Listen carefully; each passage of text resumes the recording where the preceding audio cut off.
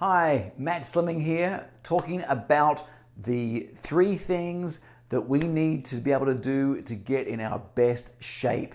This is the second of the 3 videos that I'm sharing with you about how to get in your best shape. So I hope you really enjoy this. If you have any questions, just email me or you can make a comment below the video in YouTube and we'll get those answers to you. So last time we talked about how there are 3 things that we really need to do to get in our best shape, right? And so there is knowledge is the first thing, and knowledge is really broken down into how to exercise and how to eat. That's the first thing, is knowledge. The second thing is equipment. We need to make sure we have the right equipment to get the results we want.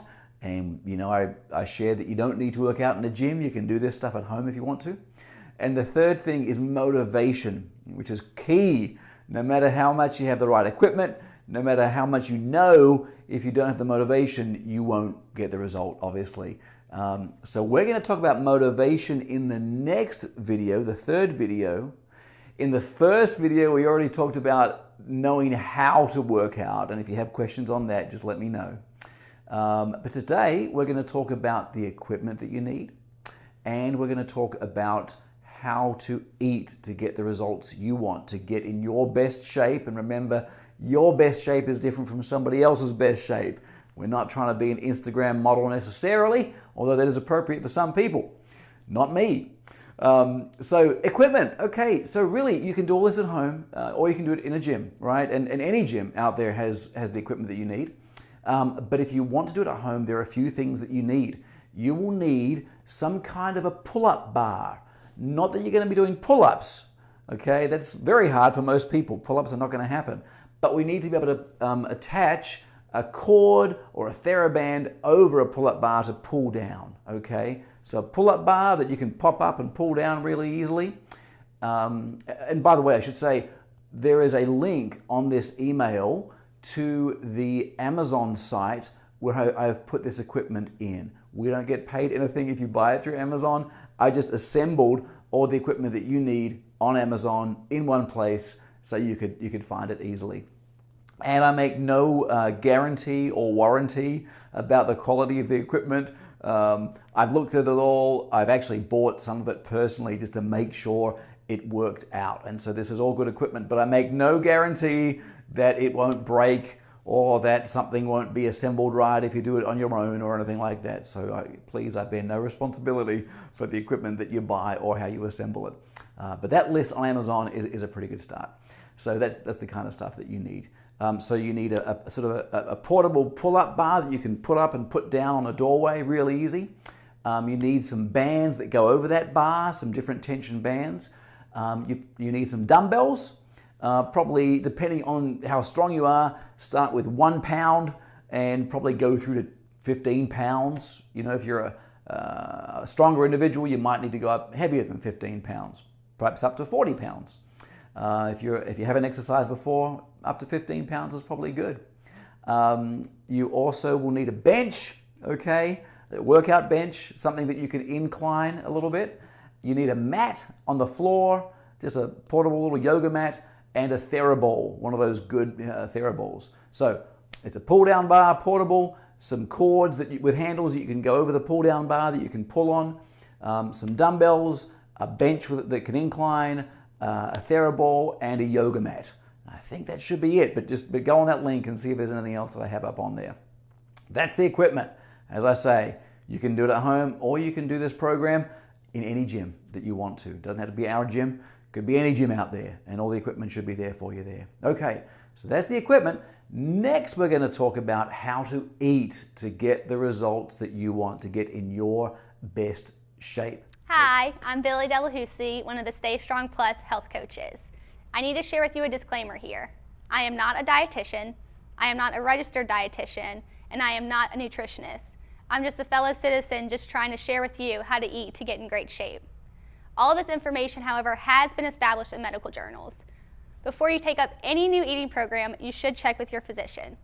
If you have any health condition, it's extremely important to check with your physician first. Someone with kidney problems, for example, should not eat like this, and there are various other health conditions to consider as well, so please check with your physician first. So we find there are 4 goals that people have in getting in their best shape. Gain muscle and strength is one. We might want to lose weight, which means usually losing body fat.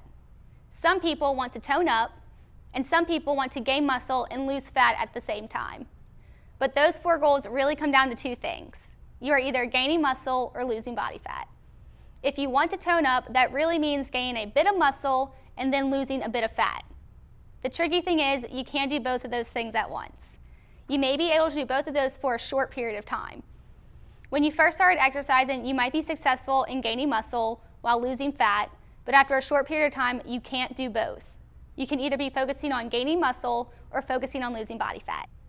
We recommend for most people gaining muscle first because once you have gained muscle, then you are a calorie burning machine.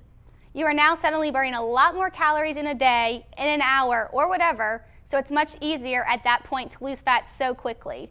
So we're either going to gain muscle or lose fat. Okay, how do you gain muscle and how do you lose fat? If you want to gain muscle, there are some requirements regarding proteins, and so on that note, you need to eat. Essentially, you need to eat more calories than you burn. To gain muscle, you need to eat more calories than you burn. We recommend about 50 calories per day that you want to eat more than you burn. And by the way, all of this information is in the app that we will talk about later on. If you want to lose weight and lose fat, then you want to eat less calories than you burn. So, how many calories less? Well, if you eat 500 calories less than you burn each day, then you're going to lose 1 pound a week. Eat 500 calories every day less than what you burn, you lose 1 pound a week. If you eat 1,000 calories every day less than you eat, you will lose 2 pounds a week. I'll say that again. If you eat 1,000 calories less than you burn every day, you'll lose 2 pounds a week. I'm not saying it's right for anyone specifically, but that's the math. Most people should probably look at gaining muscle first, and that means eating a few calories more than you burn. 50 calories we recommend to start with. Some people choose to count calories. That's not a bad idea, but it's not something that we say you have to do. What do you eat to make up the calories that you are supposed to be burning? Everything that you eat is made up of 3 to 4 main things. The first thing is protein.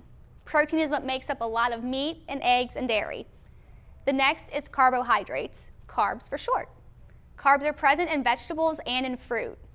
There are less preferred carb sources such as potatoes, pastas, breads, sweets, candies, pies, cakes, that sort of thing. The third main group is fat.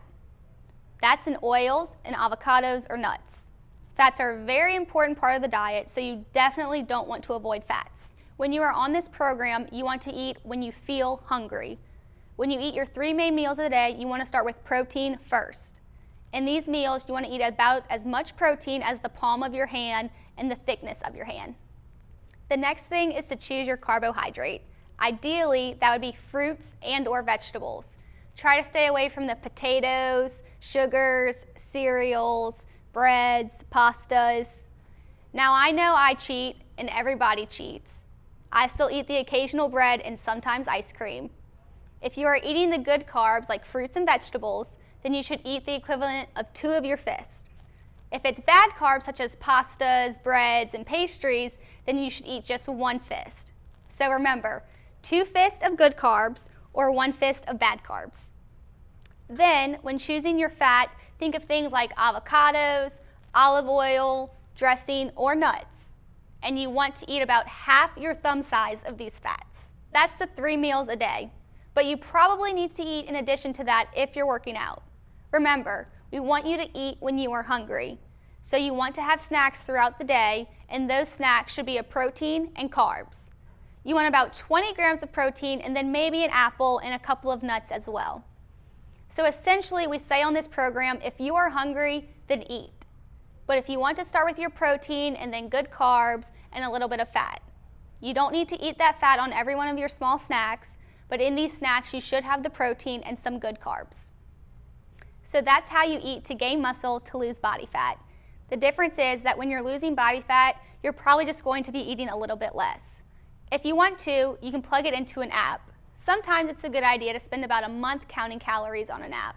This process can educate you as to what it is that you should be eating. A good app to think of is MyFitnessPal. Okay, so that's about it. We talked about what to eat to get in your best shape: proteins, carbohydrates, and fats. And then we talked about the type and the amount of each that you should eat.